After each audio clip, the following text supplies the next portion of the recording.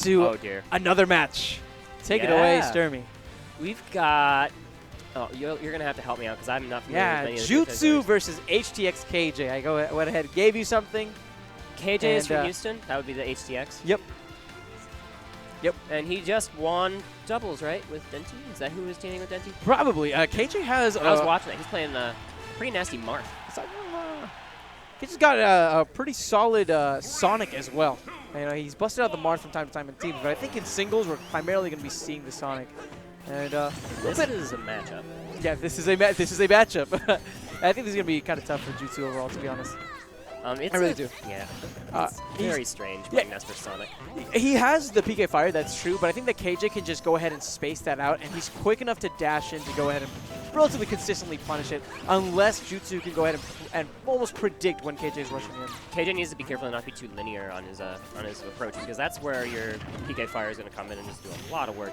Exactly, and that's one thing I think KJ exhibits really well is patience more than anything else, which sounds so weird when you think about a character like Sonic, who is so quick and it's all about just going as fast and as quick as you possibly can. But KJ is exhibiting some pretty good patience in general. However, finding himself at a 20% deficit right now. That's one thing that's super interesting about this matchup particularly is the way you beat Ness players who are the quote-unquote for glory Ness, which is they just sit on the back of the opponent's stage, throw PK Fires, wait for you to approach, then grab you, and then kill you and do whatever. That was a very nicely spaced up air there, though.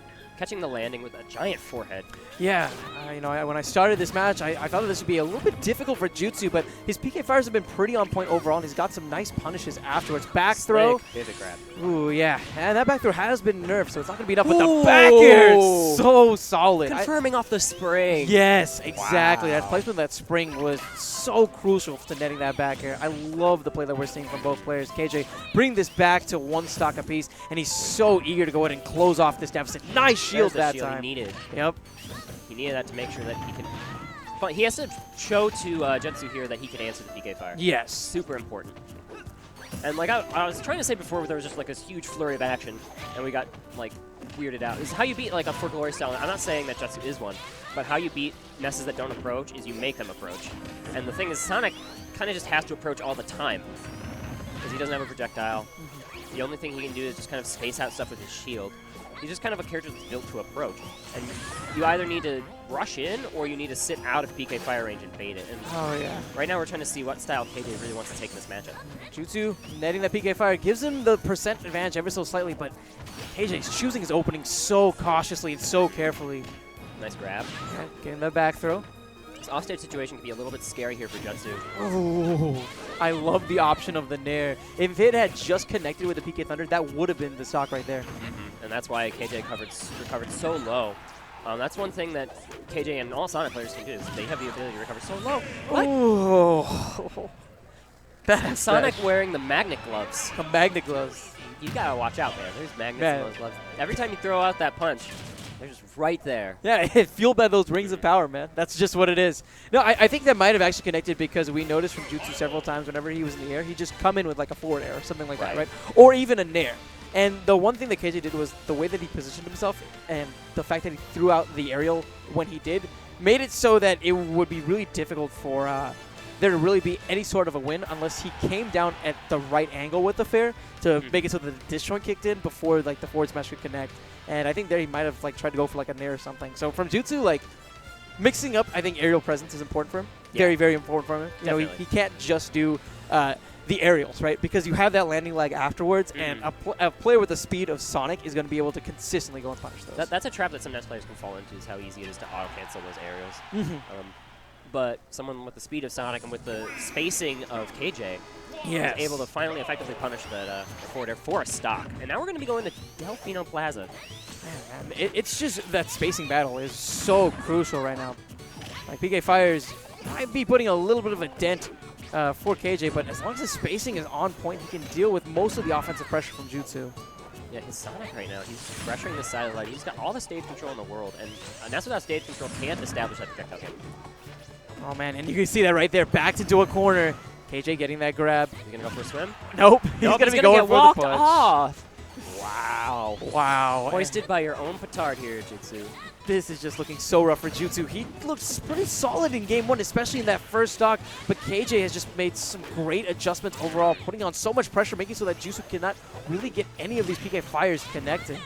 Oh, that's a true combo there. If you can follow up that low percent up air with an additional PK Thunder 1. Like the decision to the PK fire there. That's a Jutsu playing super aggressive on this transition. You don't really see that very often. With KJ is backed into this corner. He will find his way out. And now, here comes another fire. KJ pressuring the shield, gets the spring. Yeah. Spring makes so much stuff safe for Sonic. Oh, going for the spring there. Interesting. Interesting. I like it. It's really nice, and we've seen that a couple times from KJ. Anytime the opponent is recovering, to use that spring. Forward air! That was quite the confirm. What a beautiful conversion. Oh! Using that transition perfectly into the walk-off. And this is going to be the part of Delfino where I'm like, why is Delfino stage? But these guys are actually completely content to just be in each other's face anyway. That's true. That's true. High risk. High risk. High reward, possibly. Could be high reward. Could be high reward. Yeah, we're seeing a bit of a transition here. KJ playing super patient, trying to bait out responses here from Jutsu. Oh man, look at him just shocking underneath that stage. It's so scary sometimes. Yeah, well, Sonic does have that ability on stages like this, and Halberd, which is no longer I see on your stage list. Yeah, we're using the MLG rules because we want everybody to be prepped for that. Oh, is that right? Yes. He's reading these texts so wonderfully. Oh, and he read that roll in. KJ looking fantastic. Nearly taking that stock right there. 115% on Jutsu. How he's going to come back KJ to this. is subscribing to Jutsu Weekly right now. It's a little bit nasty, these kind of reads on these rolls that he's been getting. Absolutely disgusting. Jutsu needs to just kind of establish, like, stage control is going to be the way to get this percent back. Almost. Oh, man. 100%. Mashes out. There's a chance that the back throw would not have KO'd there because of the nerf, but still sucks that he was able to mash out of that. Well, yeah, back throw. Well, on Delfino, who knows? This stage is a little interesting. Wonky. Sometimes, yeah. I think wonky is a good word. This back throw won't kill, so he chooses the up throw to chase with his PK Thunder.